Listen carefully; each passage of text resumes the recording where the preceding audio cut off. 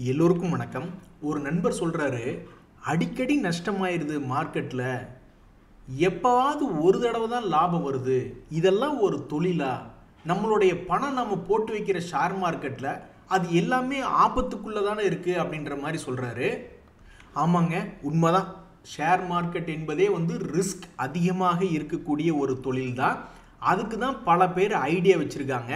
ஒவ்வொருத்தரும் ஒவ்வொரு ஐடியா வச்சுருப்பாங்க. சில பேர் என்ன பண்ணுறாங்கன்னா, இந்த ஷேர் மார்க்கெட்டில் போடக்கூடிய இன்வெஸ்ட்மெண்ட்டுக்கு வட்டி வந்தால் பரவாயில்ல, டிவிடெண்ட் மட்டும் வந்தால் கூட பரவாயில்ல அப்படின்ற மாதிரிலாம் இருக்காங்க.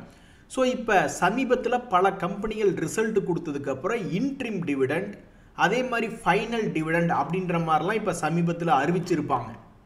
ஸோ முதல்ல இந்த டிவிடெண்ட் கான்செப்டில் யாராவது சில ஷேர்களை வாங்கி வச்சுருந்தீங்கன்னா முதல்ல போய் உங்கள் பேங்க் அக்கௌண்ட்டை பாருங்கள். கண்குளிர பல பங்குகள் டிவிடெண்டுகளை கொடுத்துருக்காங்க. நீங்கள் வாங்கி வச்சிருக்கக்கூடிய பங்குகள் ஏதாவது டிவிடெண்ட் கொடுத்துருக்குதான்னு பாருங்கள். பிஜி இன்வெட் போன்ற பங்குகள்லாம் டிவிடெண்ட் கொடுத்துருச்சு. ஒரே மகிழ்ச்சி தான், ஒரே குஜால் தான். ஏன்னா பல பேர்த்துக்கு ஏதாவது ஸ்கூல் ஃபீஸ் கட்டுறக்கு அல்லது வீட்டு செலவுக்குன்னு ஏதாவது அது கொஞ்சம் சப்போர்ட் பண்ணும். அதனால் ஒரே குஜால் குட்டி தான். நண்பர்களே, மிக மிக முக்கியமான தகவல். இந்த மாதிரி நடந்துடக்கூடாது அப்படின்னு தான் எல்லாரும் பயப்பட்டு இருக்கோம். இந்த மாதிரி நடந்தங்காட்டி தான் இதுக்கு முன்னாடி நம்மளுடைய மார்க்கெட்டை 5 மாதத்துக்கு மேலே கீழே இறக்கி விட்டாங்க ஃபாரினர்ஸ்.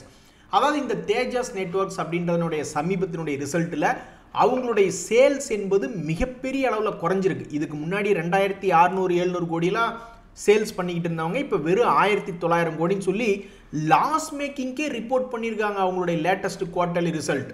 இதனால் நியாயம்தான் அப்படின்ற மாதிரி இந்த பங்கினுடைய விலை இப்போ வரைக்குமே அது 52 வீக் லோவில் தான் இருக்குது. ஆல்மோஸ்ட் 50% இறங்கி இன்னும் 52 வீக் லோவில் தான் இருக்குது.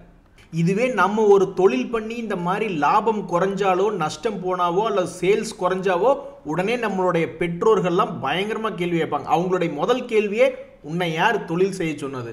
பேசாமல் நம்ம பெரிய பையன் பாரு, அவன் பாட்டுக்கு அமெரிக்காவில் போய் ஜாலியாக வேலை பார்த்துக்கிட்டு பனிக்கட்டியில் இருக்கிற மாதிரிலாம் போடுறான் அப்படின்ற மாதிரி நம்மளை போட்டு டார்ச்சர் பண்ணுவாங்க.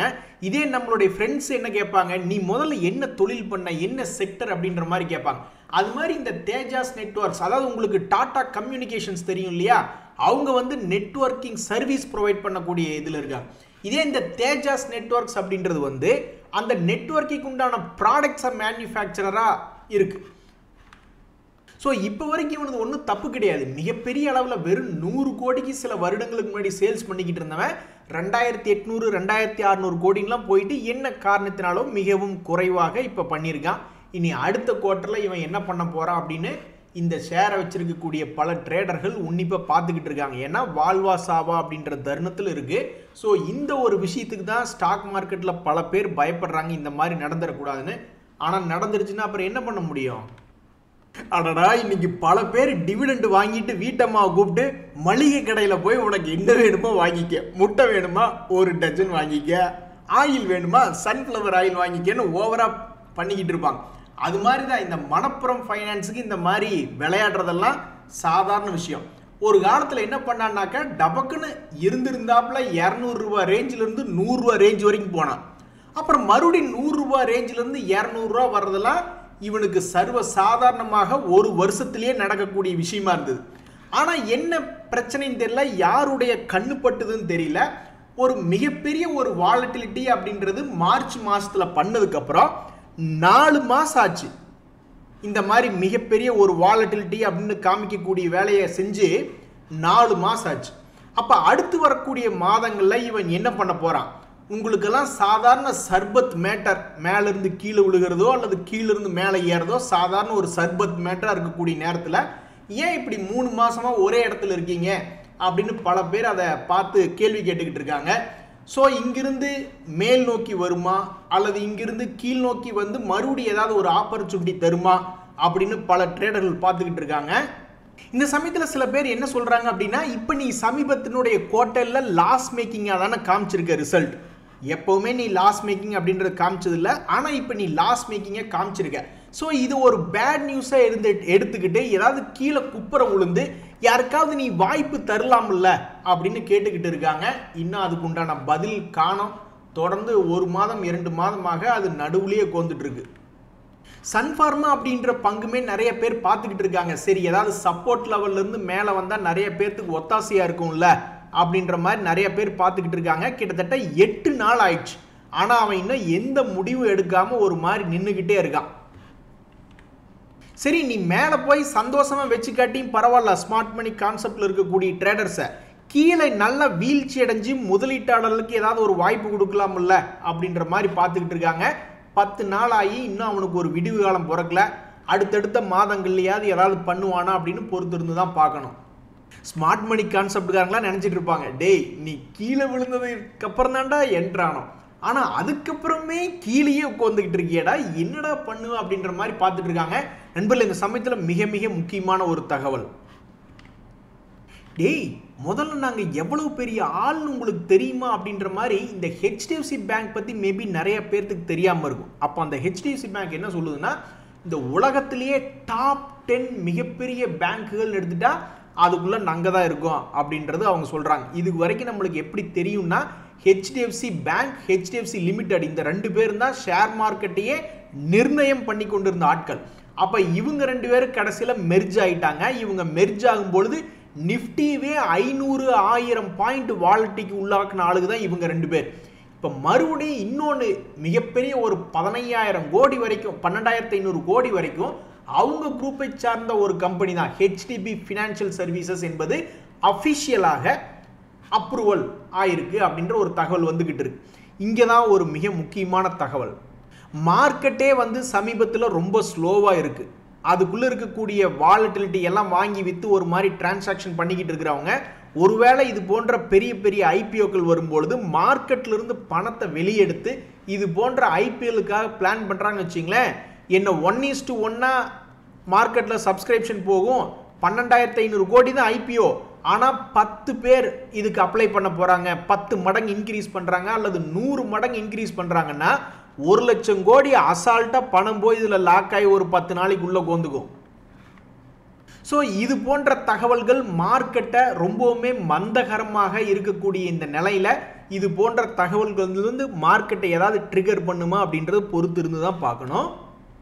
ஆனால் பாவிகளா, பதஞ்சலி ஷேரை பஞ்சாமிர்தம் பண்ணிட்டீங்களேப்பா தற்போது அப்படின்ற மாதிரி இந்த பதஞ்சலி ஃபுட்ஸ் அப்படின்ற பங்கு தன்னுடைய சமீபத்தினுடைய ஹையை திரும்ப போய் தொட்டதுக்கப்புறம் அவனை ஒரு மாதிரி பஞ்சாமிர்தம் பண்ணிட்டாங்க. இந்த சமயத்தில் இந்த பங்கு யாருடையது? பதஞ்சலி ஃபுட்ஸ் அப்படின்ற பங்கு யாருன்னா பாபா ராம்தேவ் அவர்களோட சம்பந்தப்பட்ட பங்கு தான் இது.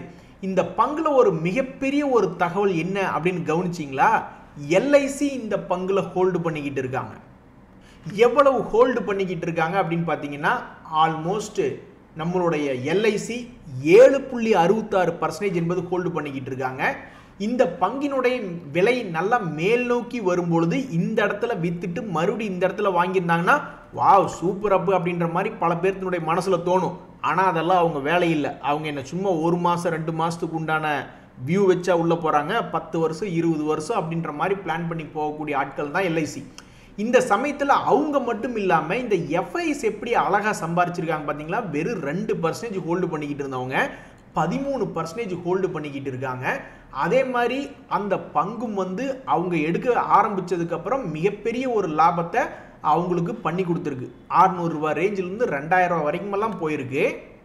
அப்போ இப்போ யார் தான் இப்படி விவரமாக கரெக்டாக உச்சிக்கு வரும்போது தன்னுடைய பங்கை கொஞ்சம் விற்றுட்டு மறுபடி வாங்கினாங்களோ அல்லது இனி வாங்க போகிறாங்களோ அல்லது கம்முன்னு அக்கட்டால் எந்திரிச்சு போக போகிறாங்களோ அப்படின்னு தெரியாமல் யார் கரெக்டாக டாப்பில் வரக்கூடிய சமயத்தில் விற்றாங்க அப்படின்ற மாதிரி போய் பார்த்தா அப்படியே அசந்து போயிடுவோம். பப்ளிக் தான் தன்னுடைய ஹோல்டிங் பர்சன்டேஜை இந்த குவார்ட்டரில் வெகுவாக குறைச்சிருக்காங்க. ஸோ ப்ராபப்ளி அவங்க விற்றுட்டு வேறு ஏதாவது பங்குகளை வாங்கி அது மேலே ஏறினப்போ அதை விற்றுட்டு மறுபடியும் இதை வாங்கி அதை விற்று அதை வாங்கி இதை விற்று ஏதாவது பண்ண போகிறாங்களான்னு தெரியல. ஆனால் இப்போதைக்கு ரீட்டெய்லர்கள் ரொம்பவுமே சூப்பராக தங்களுடைய அறிவு உபயோகப்படுத்தி பயங்கரமாக விளையாண்டுக்கிட்டு இருக்காங்க. ஸோ தற்போதைக்கு இந்த பதஞ்சலி நிறுவனம் என்பது கிட்டத்தட்ட 6 மாதம் 8 மாதத்துக்கு முன்னாடி எந்த லெவலில் இருந்தானோ அதே லெவலில் உளுந்திருக்கான். இனி இவன் என்ன பண்ண போகிறான் அப்படின்றது பொறுத்து இருந்து தான் பார்க்கணும்.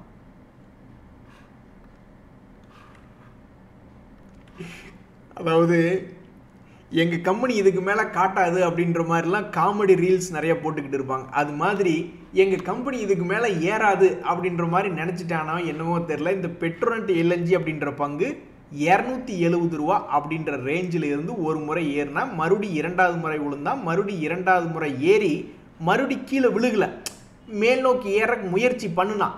ஆனால் பண்ணிட்டு கடைசியில் பெரிய லெவலில் ஏறுவானான்னு பார்த்தா எங்கள் கம்பெனி இப்போதைக்கு இவ்வளோதான் ஏறும் அப்படின்ற மாதிரி ஒரு குறிப்பிட்ட அளவில் ஏறிட்டு மறுபடியும் கீழே விழுந்துட்டான். இனி இவன் என்ன பண்ண போகிறான் அப்படின்றது பொறுத்து இருந்து தான் பார்க்கணும். ஸோ மார்க்கெட் வந்து தற்போது நிஃப்டி சப்போர்ட் பண்ணல, 10 days மூவிங் ஆவரேஜுக்கு கீழே இருக்கிறதுனால இந்த மாதிரி பல பங்குகள் தன்னுடைய 1 month லோ அல்லது 1 week லோ அப்படின்னு முதல்ல இருந்ததை விட கொஞ்சம் கொஞ்சம் கீழே இறங்கிட்டு இருக்கானுங்க. இதுக்கு மிக முக்கியமான காரணம் அந்த நிஃப்டி தான். அவன் தான் இப்போ நம்மளுக்கு வில்லை. 10 days மூவிங் ஆவரேஜ் கீழே நின்றுட்டு இருக்கான். அடடா, சில வீடுகளில் வீட்டம்மாக்கள் சப்பாத்தி சுட்டு பூரி சுட்டு நல்லா சந்தோஷமாக வச்சுருப்பாங்க.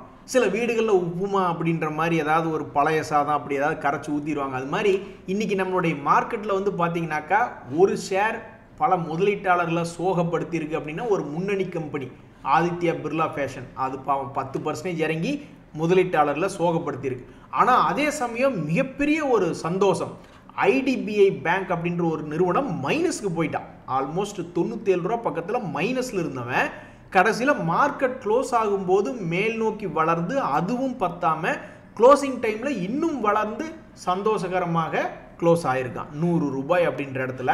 இதனால் அந்த பங்கு வச்சுருக்கிறவங்களாம் இன்றைக்கி சந்தோஷமாகவும் இந்த ஏபிஎஃப்ஆர் வச்சுருக்கிறவங்களாம் ரொம்ப சோகமாகவும் இருக்காங்க. அப்போ சில வீடுகளில் சாப்பாடே போடுறதில்ல. அப்போ அந்த பங்குகளை வச்சுருக்கிறவங்கள என்ன பண்ணுவாங்கன்ற மாதிரி இருக்கிறத வச்சுட்டு சந்தோஷமாக போவாங்க அப்படின்ற மாதிரி பல பேர் பேசிக்கிட்டு இருக்காங்க. நண்பர்களே, இந்த சமயத்தில் தான் மிகப்பெரிய தகவல்.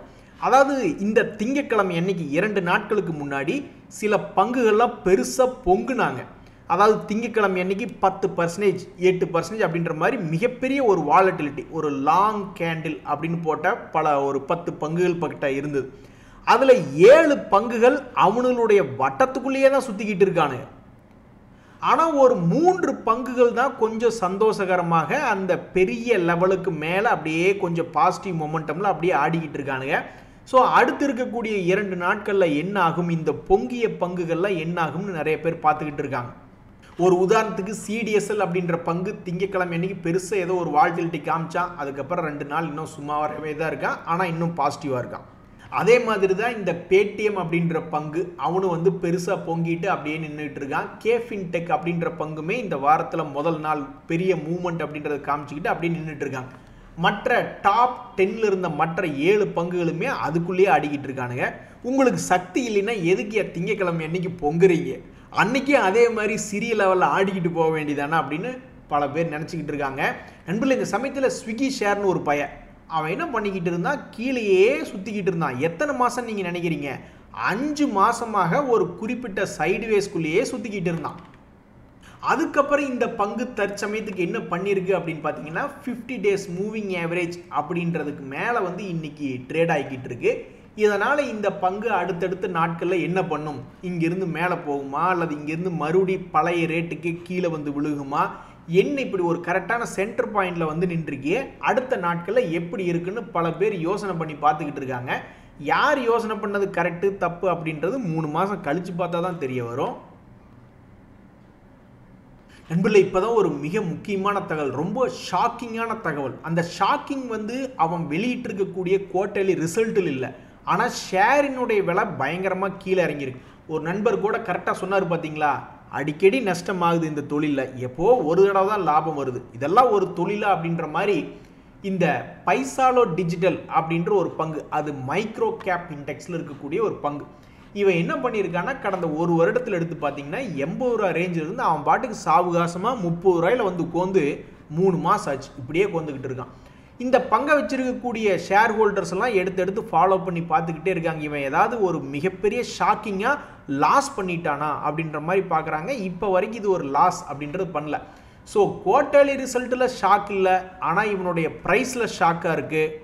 ஸோ இருக்கிறதுலே பெஸ்ட் ப்ராக்டிஸ் என்ன ரீட்டைல் இன்வெஸ்டர்ஸுக்குன்னா, எக்ஸ்போஷர்லாம் இந்த மாதிரி ரிஸ்கான இடத்துலலாம் கம்மி பண்ணிக்கணும் அப்படின்றதான்.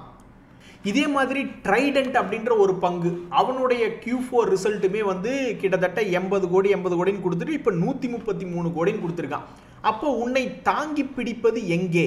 இப்போ கொஞ்சோண்டு மேல் நோக்கி ஏறி இருக்கு, ஆனால் இப்போ சமீபத்தில் ஒரு 1 வீக் லோ அப்படின்றது வந்திருக்கு.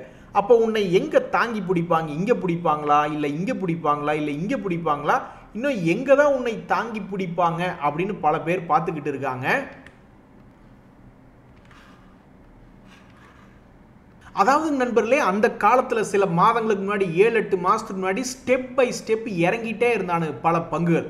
அப்புறம் ஏதோ ஒரு ஸ்டெப்பில் ரிவர்சல் ஆகி அப்படியே மேல் நோக்கி ஒரு 60-70% ஏறி இப்போ பாதி பங்குகள் நடுக்கிணறு அப்படின்னு வந்து நிற்கிறானு. நம்மளுக்கு வந்து இப்படி ஸ்டெப் பை ஸ்டெப் இறங்குறானே, எந்த ஸ்டெப்லேருந்து திரும்புகிறான் அப்படின்றது யாருனாலையும் கண்டுபிடிக்க முடியாது. அதுக்கு தான் அவங்க வந்து பல மாதிரி யோசனை பண்ணி பார்க்குறாங்க. ஃபிபனோக்கி அதை வச்சு ஏதாவது கண்டுபிடிக்க முடியுமா, இல்லை சப்போர்ட் அண்ட் ரெசிஸ்டன்ஸா அல்லது ப்ரைஸ் ஆக்ஷன் படி ஏதாவது திரும்புகிறாங்களான்னு சும்மா யூகம் தான் பார்க்குறாங்களே ஒழிஞ்சு, ஒரு 6 மாதம் கழித்து எடுத்து பார்த்தா தான் எந்த ஒரு சார்ட்டுமே ஸ்டெப் பை ஸ்டெப் இறங்கினா அப்புறம் எங்கிருந்து ஏறினாங்கிறத கண்டுபிடிக்க முடியும். இப்போ கூட பாருங்கள், சில பேர் என்ன மனசில் நினச்சிக்கிட்டு இருக்காங்கன்னா, இப்படி ஸ்டெப் பை ஸ்டெப்பாக பல பங்குகள் இறங்கி வந்தது இல்லை, அது வந்து கிட்டத்தட்ட உச்சியிலிருந்து ஒரு 40-60% இறங்கி வந்ததுக்கு அப்புறம் தான் அந்த ஜோன்ல இருந்தா ஏறி வந்தான்னு சில பேர் இன்னும் நினைச்சுக்கிட்டு இருக்காங்க. அதனால தான் நிறைய பேர் வந்து 20% இறங்கினாவெல்லாம் யாரும் ஏவரேஜ் பண்றது இல்லை. அது இறங்கட்டும், ஸ்டாக் மார்க்கெட்டே ரொம்ப ரிஸ்கான தொழில். ஸோ இங்கிருந்து ஒரு பங்கு இறங்குதுன்னா ஒரு 40% இல்லைன்னா 60% இறங்கட்டும், அதுக்கப்புறம் ஏவரேஜ் பண்ணலான்னு நிறைய பேர் நினச்சிட்டு இருப்பாங்க போல. ஸோ இப்போ இந்த பங்கு டொரண்ட் ஃபார்மா அப்படின்ற ஒரு பங்கு, அவன் சமீபத்தில் 2800ன்னு ஏதோ ஒரு ஸ்டெப்பு, அவனு ஸ்டெப்பாக இறங்கி வந்தவன் தான். அப்புறம் ஏதோ ஒரு ஸ்டெப்பில் டக்குன்னு அங்கேருந்து மேல் நோக்கி ஏறி வந்திருக்கான். அதில் பாருங்க, இவன்லாம் வந்து ஏதோ சொல்லுவாங்கல்ல, இவங்க எடுத்த துணியிலேயே இதுதாங்க ஃபர்ஸ்ட் கிரேடுன்ற மாதிரி இவன்லாம் ஒரு 20% பக்கம் இறங்கியிருக்கான், அதுக்கப்புறம் கொஞ்சம் ஏறி இருக்கான், அந்த மாதிரின்னு வச்சுக்கிங்களேன். ஸோ இந்த பங்கு வந்து சமீபத்தில் என்ன ஆயிருக்கு அப்படின்னு பார்த்தீங்கன்னா, இதுக்கு முன்னாடி 2 முறை ஒரு குறிப்பிட்ட லெவல் வந்ததுக்கப்புறம் அங்கேருந்து ஏறி இருக்கான். இனி இந்த முறை இவன் என்ன பண்ண போகிறான் அப்படின்னு நிறைய பேர் பார்த்துக்கிட்டு இருக்காங்க. நன்றி, வணக்கம்.